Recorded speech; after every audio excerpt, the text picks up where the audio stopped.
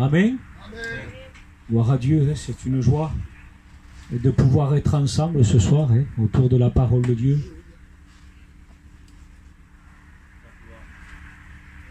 Je bénis le Seigneur quand je vois ces âmes qui sont là.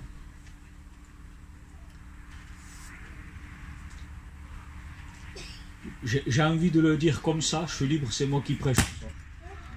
Ah, vous avez vu, il y a déjà de l'opposition.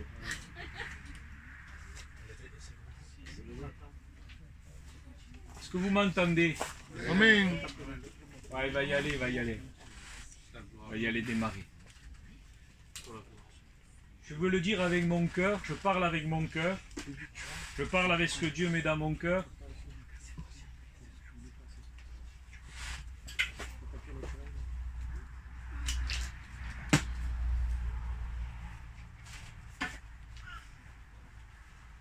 Le peuple espagnol de Bordeaux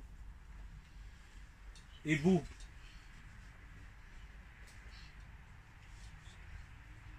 Il est merveilleux. Il est aimé de Dieu. Je veux le dire parce que le Seigneur le met dans mon cœur. Dieu. Gloire à l'amour de Dieu. 22. Dieu aime le peuple espagnol de Bordeaux. Amen. Alléluia. Dieu aime tout le monde. Il fait des réunions un peu dans divers lieux. Je vois des choses. Je vis des choses. Et il y a des sentiments particuliers dans le cœur de Dieu. Et j'aurais aimé, avec vous, que nous puissions voir les sentiments qu'il y a dans le cœur de Dieu pour le peuple espagnol de Bordeaux. Je vous assure que nous ne le voyons pas comme Dieu le voit. On pourrait presque dire que nous n'avons même pas confiance. Mais je sais que s'il fallait recommencer, et s'il fallait redescendre sur la croix, endurer toutes les souffrances pour chacun de nous ce soir, Christ le ferait. Amen. Christ ne regrette pas d'avoir donné sa vie pour le peuple espagnol de Bordeaux. Je le dis dans mon cœur parce que Dieu le met.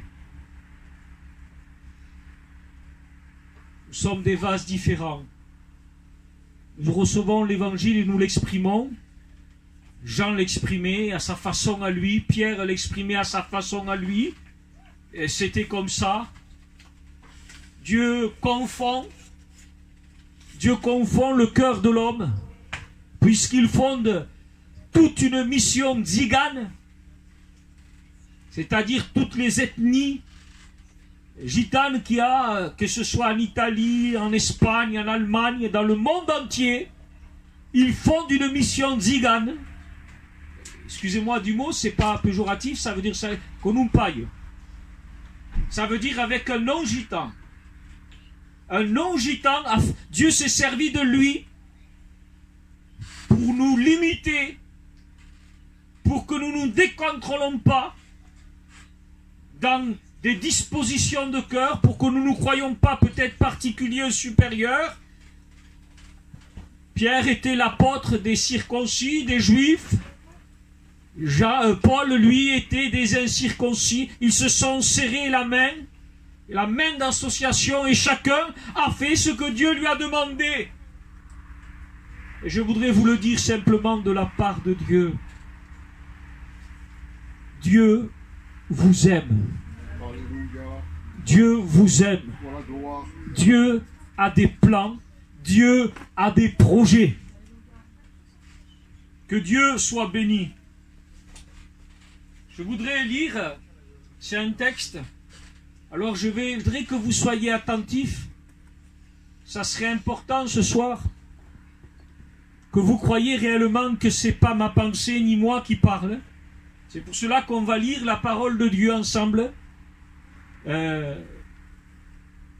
Voilà, quand ça m'est venu, que je l'ai lu, je l'ai vu tellement clair, on dirait presque que je l'ai compris même avec mon intelligence, tellement que c'était facile à comprendre. Je vous assure, c'était, vous savez, c'est pas suffisant de comprendre la parole. C'est pas suffisant de comprendre la parole. Le but, c'est d'accepter la parole. Comprendre la parole, on peut la comprendre, mais si nous ne l'acceptons pas, elle ne nous sert de rien. Pourquoi j'accepterai pas la parole?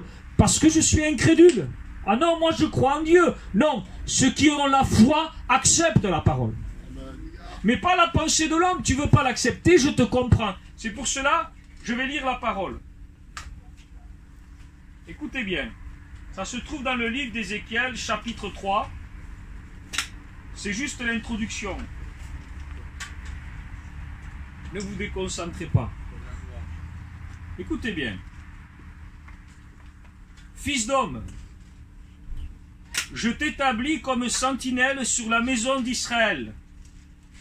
Tu écouteras la parole qui sort de ma bouche et tu les avertiras de ma part.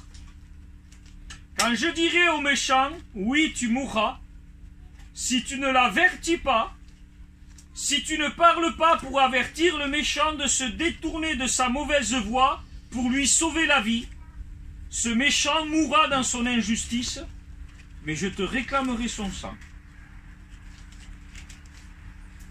Mais si toi tu avertis le méchant, et qu'il ne se détourne pas de sa méchanceté et de sa mauvaise voie, il mourra dans son injustice, et toi tu sauveras ta vie.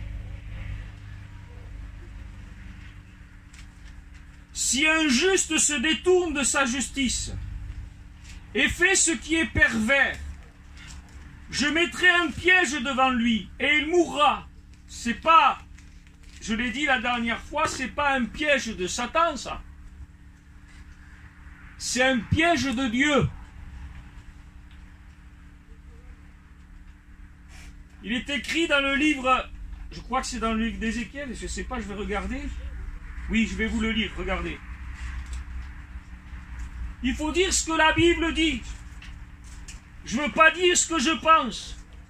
Je ne veux pas essayer de m'imaginer c'est quoi le paradis, c'est quoi l'enfer, c'est quoi Dieu. Non, non, non. C'est écrit, je le dis. Écoutez bien. Ézéchiel 18, verset 4. Voici, toutes les âmes sont à moi. L'âme du Fils comme l'âme du Père. L'une comme l'autre sont à moi.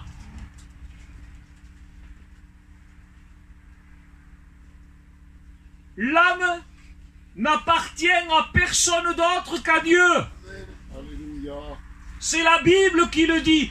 Toutes les âmes m'appartiennent. Et Dieu dit, l'âme qui pêche, c'est celle qui mourra.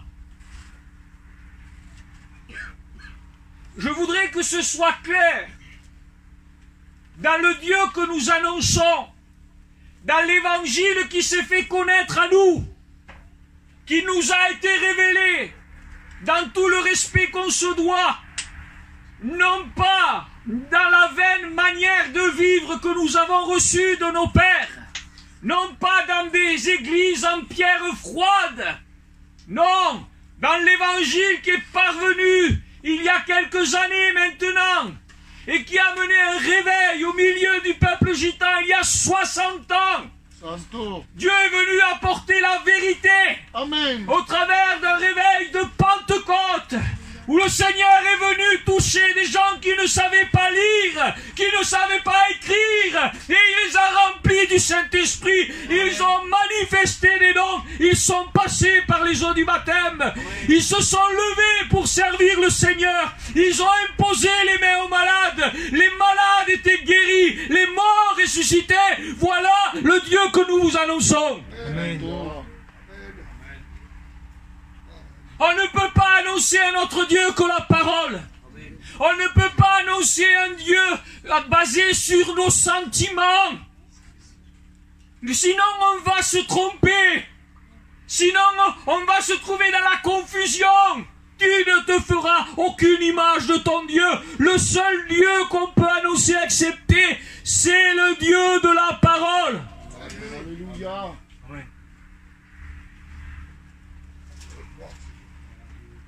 Laissons de côté ce soir Satan et ses démons. Ce soir, c'est Dieu. Dieu à qui toutes les âmes appartiennent. Dieu qui a dit, l'âme qui pêche, c'est celle qui mourra.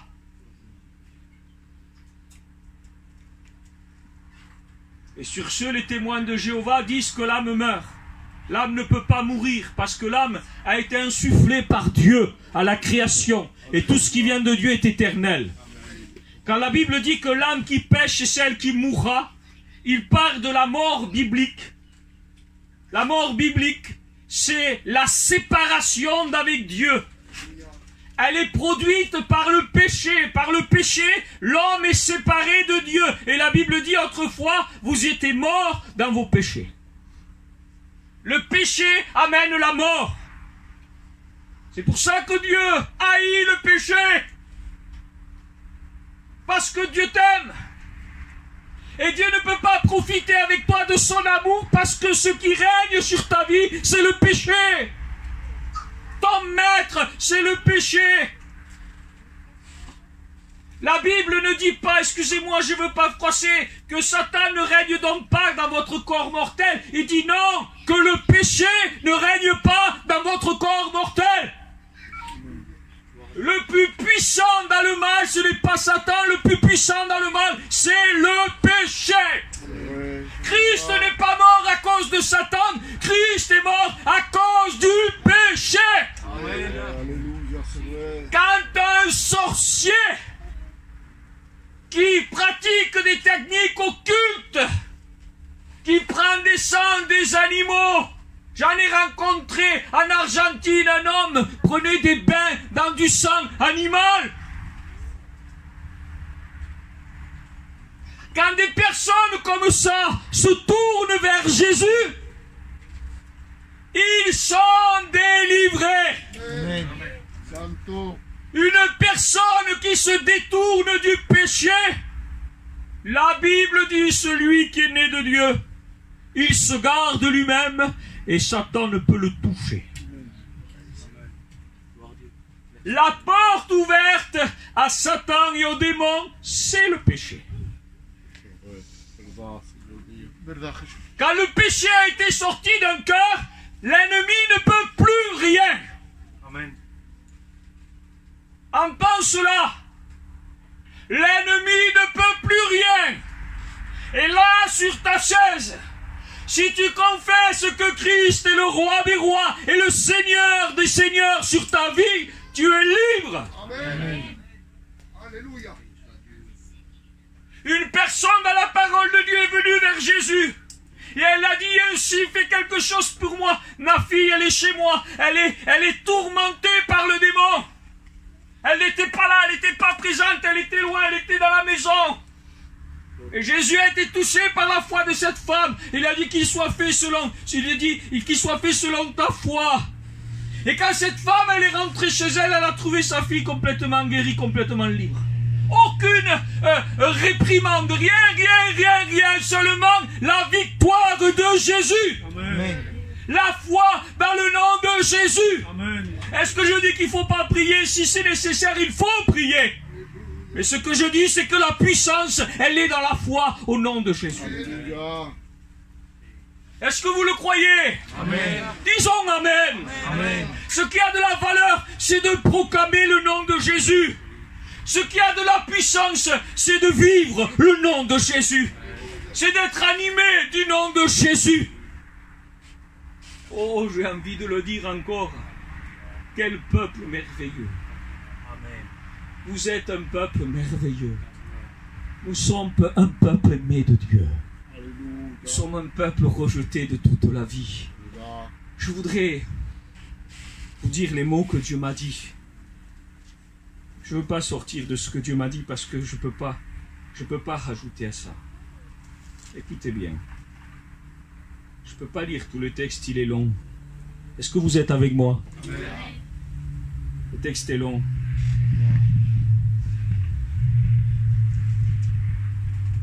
Voici, toutes les âmes sont à moi. L'âme du Fils, comme l'âme du Père, l'une comme l'autre sont à moi. Et c'est l'âme qui pêche, c'est celle qui mourra. L'homme qui est juste, écoutez bien, c'est Dieu qui parle. C'est Dieu qui parle à son prophète pour que le prophète le dise au peuple. C'est Dieu qui le dit. Ça, c'est ça que vous savez pourquoi il m'a touché ce texte? Parce que ce texte, il n'y a pas besoin de le spiritualiser. Il n'y a pas besoin de l'interpréter. C'est vraiment ce que Dieu dit. Et il dit, ce qui sortira de ma bouche, dis-leur. C'est ce qu'il dit à son prophète. Et le prophète n'interprète pas. Il ne spiritualise pas. Le prophète le dit tel que Dieu l'a dit. Ce qui sortira de ma bouche, tu leur diras. Ça veut dire ce que je vais vous dire là. C'est Dieu qui l'a dit. Et il dit, l'homme qui est juste, qui pratique le droit et la justice, qui ne mange pas sur les montagnes et ne lève pas les yeux vers les idoles d'Israël, qui ne séduit pas la femme de son prochain, qui n'exploite personne, qui rend au débiteur son gage, qui ne commet pas de vol, qui donne son pain à celui qui a faim, et couvre d'un vêtement celui qui est nu, qui ne prête pas intérêt, qui ne tire pas d'usure, qui détourne pas sa main qui détourne sa main de l'injustice et juge selon la vérité entre deux hommes, qui suit mes prescriptions et observe mes commandements en agissant selon la vérité, celui-là est juste, il vivra à coup sûr, dit l'Éternel. Il n'y a pas besoin d'interpréter ça. Il n'y a pas besoin de l'interpréter. Dieu vient de dire quelque chose de merveilleux. Dieu dit, celui qui vit dans un tel état d'esprit, à coup sûr, il est sauvé. Il dit, cet homme-là, qui vit comme ça, il est sauvé. S'il engendre un fils, qui soit un brigand, qui répande le sang, qui commette envers son frère l'une de ses fautes, il dit, bien que lui n'ait commis aucune de ses fautes, son fils mange sur les montagnes, séduit la femme de son prochain, exploite le malheureux et le pauvre, il commet des vols, il ne rend pas le gage, il lève les yeux vers les idoles et fait des horreurs. Il prête à intérêt et tire usure. Il dit, ce fils-là vivrait-il? Il ne vivra pas. Il a commis toutes ces horreurs. Il sera mis à mort à coup sûr, que son sang retombe sur lui. Oui? Mais s'il a un fils qui voit tous les péchés que commet son père, je le dis de la part de Dieu. On va continuer. C'est important ce qu'il dit, regardez. Mais s'il engendre un fils qui voit tous les péchés qu'a commis son père, qui les voit et n'agit pas de la même manière, il ne mange pas sur les montagnes, il ne lève pas les yeux vers les idoles, il ne séduit pas la femme de son prochain, il n'exploite pas, il ne prend pas en gage, il ne vole pas, il n'use pas de violence envers le malheureux, il ne tire pas d'intérêt, il observe mes ordonnances et suit mes prescriptions. Il dit, celui-là, il ne mourra pas pour la faute de son père, il vivra. C'est son père qui a été un oppresseur et qui a commis des vols envers son frère, qui a fait au milieu de son peuple ce qui n'est pas bien. C'est lui qui mourra pour sa faute. Vous dites, pourquoi le fils ne supporte pas le poids de la faute de son père? Vous savez qu'on est très concerné par ce texte-là. On est très concerné. Vous savez pourquoi? Quand j'ai lu ce texte, ça m'a touché, vous allez le comprendre. Dieu dit, si le père est un pécheur, mais que le fils ne fait pas comme son père, le père il mourra, mais le fils non, il vivra. Ça veut dire qu'on n'est pas obligé, le fils n'est pas obligé de faire comme son père. Il n'y a pas de fatalité, c'est un choix. Mais regardez la justice de Dieu. Et il dit, mais il ne le voit pas normal. Il dit, vous dites, pourquoi le fils ne portera pas le poids de la faute de son père?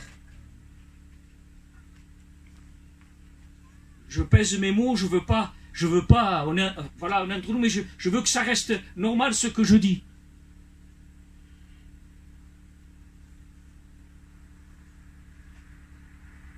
Si nos pères ont fait le mal avec une famille, à nous, s'ils ont fait le mal avec une famille, eh bien c'est fini, les enfants sont touchés. Son contraire, c'est fini. On est très concernés par ce texte-là. Vous savez pourquoi ça m'a touché? Parce que pour l'homme, si les parents ont péché contre une famille, ça y est, c'est répandu sur les enfants. Le poids de la faute des parents est répandu sur les enfants. Voilà la justice de l'homme. Voilà la justice de l'homme. Je dis, mais quelle est ta justice, toi, Seigneur? Quelle justice tu as? C'est à se poser la question, est-ce que tu m'aimes plus, toi, Dieu, que mon propre Père? Parce que mon Père remet le poids de sa faute sur moi. Mais toi, Seigneur, tu dis non, si celui qui a fait le mal, il supportera le poids de sa faute. Mais si toi, tu fais le bien, tu vivras. Tu vivras pas ça.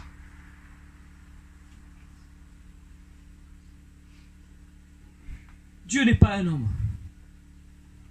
Dieu n'est pas un homme. Dieu n'est pas un homme. Je vais dire une pensée qui a dans les cœurs de certains. Des pensées, des soupirs qu'il y a eu par moments. Pourquoi je suis gitan? C'est compliqué d'être gitan. Qui n'a pas pensé ça? Pourquoi je suis gitan? On n'a pas envie, nous, on a envie d'être bien, on a envie d'être libre, on a envie d'être en un endroit. Non, tu ne peux pas y aller là-bas, il y a telle famille, tu ne peux pas. Mais qu'est-ce que j'ai à voir avec moi, avec ça, moi? Qu'est-ce que j'ai à voir avec ça? Des fois, on en a marre. On en a marre, on est écrasé sous le poids d'une loi, la ley gitane, qu'aujourd'hui, en réalité, on se pose des questions, tout en respectant toutes choses. Mais on est écrasé sur un poids. Rejette ce joug au nom de Jésus. Jésus dit, prenez mon joug, recevez mes instructions, et je donnerai du repos pour vos âmes. Ce que tu as besoin, c'est pas d'élever quelque chose qui est une illusion. C'est devenu un rêve. On se fait une gloire de ce qui est un rêve. Oh, je ne rejette rien, je vous le dis, je le dis avec mon cœur. Un jour, je me suis réveillé le matin. Dieu m'a parlé dans mon cœur comme ça. Il m'a dit, en el pueblo gitano hay honra, pero no hay santidad. Parce que c'est vrai. C'est une réalité. Hay honra, pero no hay santidad. Pero la Bible dit que si la santidad no podemos ver a Dieu, personne ne peut voir Dieu. Sans la sainteté, nous avons besoin de recevoir cette sainteté que nous pouvons recevoir seulement qu'en Christ. Alléluia. Je vais un peu plus loin. Est-ce que vous êtes toujours avec moi? Je vous assure, c'est écrit, je n'interprète rien. Je peux vous donner les textes, vous les relisez. Je n'interprète rien. Écoutez bien.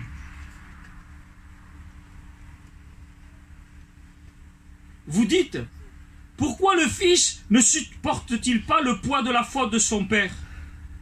Et dit, c'est que le fils a agi selon le droit et la justice, c'est qu'il a observé et mis en pratique mes prescriptions, assurément il vivra. L'âme qui pêche, c'est celle qui mourra. Un fils ne supportera pas le poids de la faute de son père, et un père ne supportera pas le poids de la faute de son fils. Écoutez bien. La justice du juste sera sur lui, et la méchanceté du méchant sera sur lui. C'est simple à comprendre. Ce que je vous dis, c'est simple à comprendre. La justice du juste sera sur lui, et la méchanceté du méchant sera sur lui. Est-ce que vous voyez quelque chose d'anormal, vous? Et pourtant, il dit, si le méchant se détourne de tous les péchés qu'il a commis, S'il observe toutes mes prescriptions et la justice, assurément il y vivra, il ne mourra pas. Tous les crimes qu'il a commis ne seront pas retenus contre lui. Écoutez bien. Il vivra par l'effet de la justice qu'il a pratiquée. C'est énorme ce que Dieu dit. C'est énorme. Dieu dit, excusez-moi, je ne vois pas bien. Si le méchant, le criminel, le pire des criminels, s'il se détourne de tous les péchés qu'il a commis, s'il observe mes prescriptions et la justice, assurément il vivra, il ne mourra pas. Gloire à Dieu. Non seulement ça, il dit, mais tous les crimes qu'il a commis ne seront pas retenus contre lui. Il vivra par l'effet de la justice qu'il a pratiquée. Qu'est-ce que ça veut dire? Ça veut dire que dès qu'une personne va se détourner de la méchanceté et va se tourner vers la justice, cette justice-là va agir en lui comme s'il n'avait jamais fait aucun crime.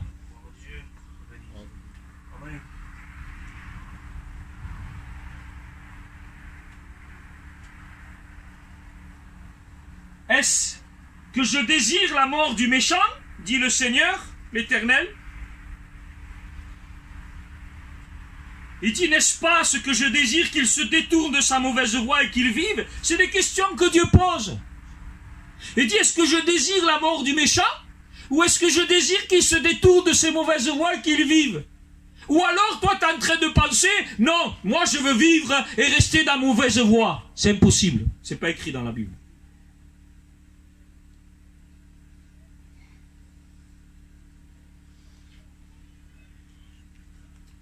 Par contre, il y a des prédicateurs qui le prêchent. Je n'interprète rien. Je vous lis le texte, je peux vous le donner après. C'est écrit comme ça. Si un prédicateur te dit tu peux rester dans la méchanceté et tu vivras, ce n'est pas par le Saint-Esprit qui vous le dit. C'est pas écrit. Le Saint-Esprit dira toujours, je vous assure, le Saint-Esprit dira toujours ce qui est écrit dans la parole. Amen. Amen. Jamais le Saint-Esprit peut venir nous donner un enseignement contraire à ce qui est écrit dans la parole. Impossible. Jamais. Oui, mais il m'a lu un texte, ce prédicateur, il m'a lu un texte. Il te l'a lu, mais ce n'est pas par le Saint-Esprit qui t'a parlé. C'est tout. Témoins de Jéhovah, une Bible, les Mormons, ils ont une Bible. La secte de David, des Templiers, ils ont la Bible, ils ont la Bible. Mais quand la Bible n'est pas annoncée par le Saint-Esprit, n'écoutez pas ces prédicateurs. Je continue un peu. Si un juste se détourne de sa justice et commet l'injustice, s'il imite toutes les horreurs que le méchant a commis, il vivrait. Il dit, tous ses actes justes ne seront pas retenus par l'effet de son infidélité à laquelle il s'est livré et du péché qu'il a commis. Par leur effet, ils mourront. Je vais arriver à ce que je veux vous dire. Il dit, si celui qui est juste, il marche avec Dieu, le titre que vous voulez, il marche dans la justice. Il dit, s'il se détourne de la justice pour se tourner vers le mal et pratiquer la méchanceté, il va dire, il mourra par l'effet de son infidélité et du péché qu'il a commis. Le méchant, s'il se détourne du mal et se tourne vers la justice, il vivra par l'effet de la justice qui s'est manifestée en lui. Je vais vous l'expliquer mieux. Vous dites, la voix du Seigneur n'est pas normale. Écoutez donc, maison d'Israël. Est-ce ma voix qui n'est pas normale? Ne serait-ce pas plutôt vos voix qui ne sont pas normales? Si un juste se détourne de sa justice et commet l'injustice, et qu'il meurt pour cela, il meurt par l'effet de l'injustice qu'il a commise. Vous avez compris ce que ça veut dire? Il dit, pourquoi vous dites que c'est pas normal?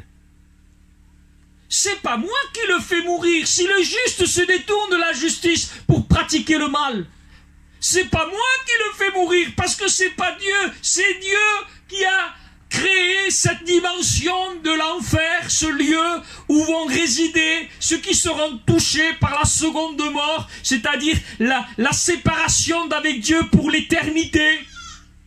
Ce lieu que Dieu a préparé, il ne l'a pas préparé pour les hommes, mais tous ceux qui partiront, qui mourront dans leur péché, résideront pour l'éternité dans ce lieu, c'est-à-dire séparés de Dieu pour l'éternité. Et c'est Dieu qui décide de cela. Ce n'est pas les démons, ce n'est pas Satan, c'est Dieu seul qui décide de cela. Il est permis à l'homme de mourir une seule fois, la Bible dit, après quoi vient le jugement.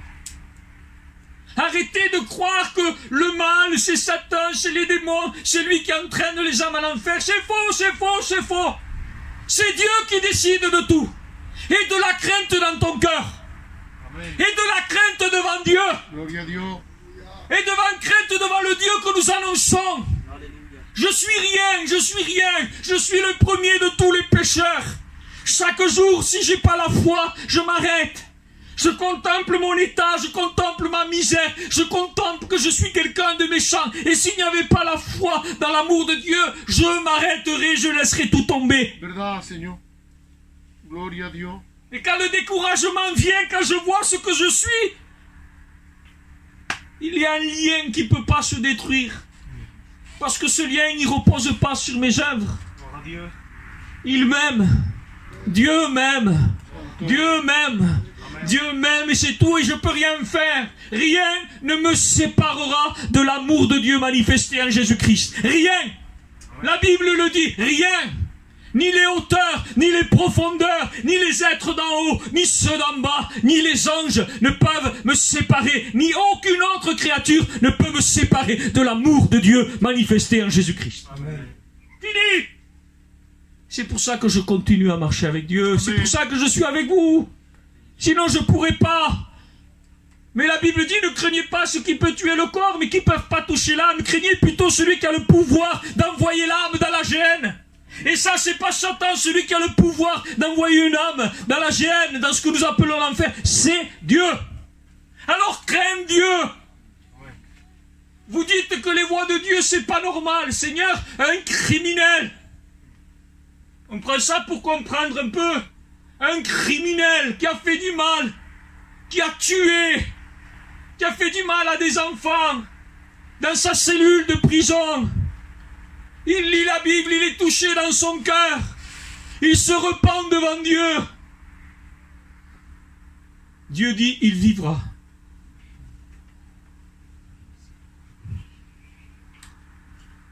Écoutez bien.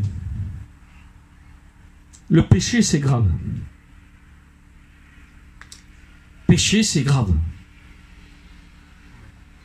Mais ce n'est pas le pire. Jésus a parlé à des gens qui péchaient. Jésus a parlé à des gens qui vivaient dans le péché. Et vous sentez un discours. Mais des fois, vous entendez Jésus qui disait « hypocrite ». Vous savez pourquoi Dieu disait ça? Parce que c'est ça le plus grave. Péché, c'est grave. Mais plus grave que péché, c'est ne pas se repentir. Je te le redis, péché, c'est grave. Mais ce qui est plus grave, c'est de ne pas se repentir. Parce que quelqu'un qui pêche, s'il se repent, il est sauvé. Mais quelqu'un qui se confesse juste et qui ne veut pas se repentir, alors celui-là, il demeure dans son péché.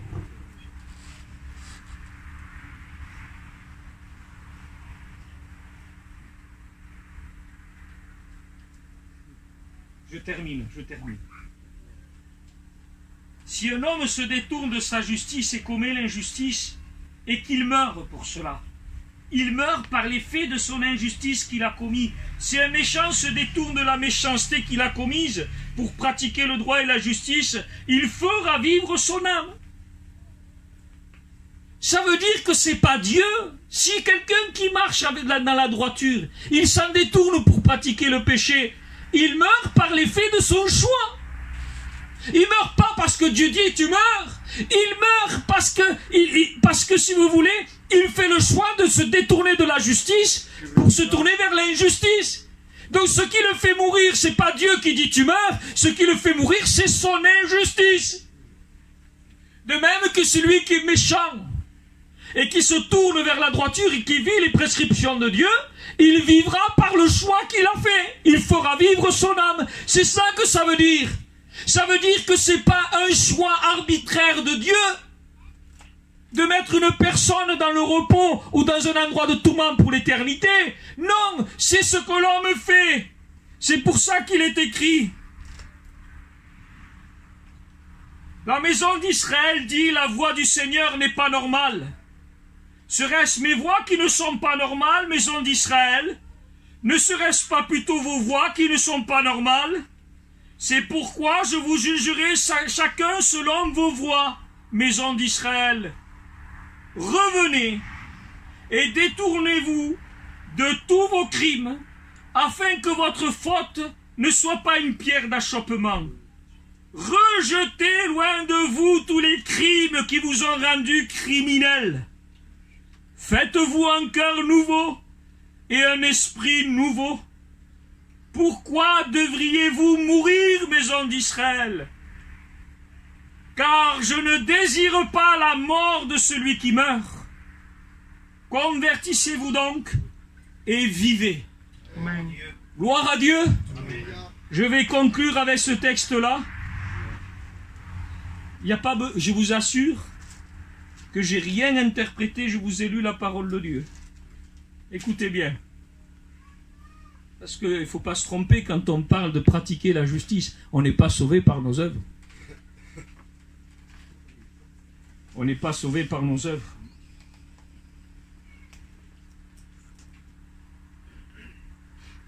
Voici comment parle Romains 10. Voici comment parle la justice qui vient de la foi. Parce que nous comptons que l'homme n'est pas sauvé par ses œuvres, mais par la justice qui s'obtient de la foi, par la grâce de Dieu. Et dit, ne dis pas en ton cœur, qui montera au ciel, c'est en faire descendre le Christ. Ou qui descendra dans l'abîme, c'est faire remonter Christ d'entre les morts. Que dit-elle donc? Écoute bien. Esprit de Dieu, appuie tes paroles, révèle tes paroles. La parole, elle est près de toi. Elle est dans ta bouche, elle est dans ton cœur. Or, c'est la parole de la foi que nous prêchons. Écoute bien. Si tu confesses de ta bouche le Seigneur Jésus, et si tu crois dans ton cœur que Dieu l'a ressuscité d'entre les morts, tu seras sauvé. C'est tout.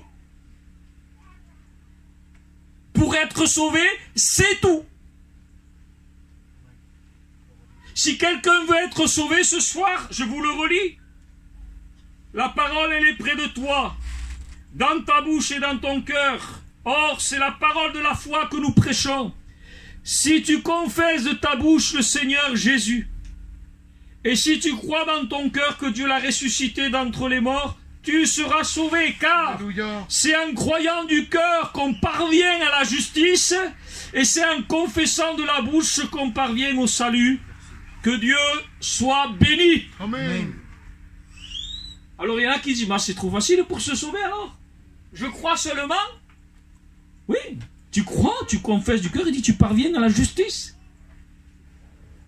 Ah mais gloire à Dieu, ça y est, j'ai juste ça. Oui, mais si tu te détournes de la justice pour pratiquer le mal, tu mourras par l'effet de ton injustice. Ça veut dire que nous sommes sauvés par la foi, en croyant par la justice du Christ. Nous sommes déclarés justes, nous sommes sauvés. Mais nous devons garder la direction de la justice. Alors nous allons prier ensemble. J'espère que je ne vous ai pas fatigué. Pour ma part, Dieu dit, tu diras les paroles qui sortiront de ma bouche. Si le méchant meurt, parce que tu ne l'as pas averti, Dieu me dit, il mourra par l'effet de son injustice. Et dit, mais toi, son sang retombera sur toi.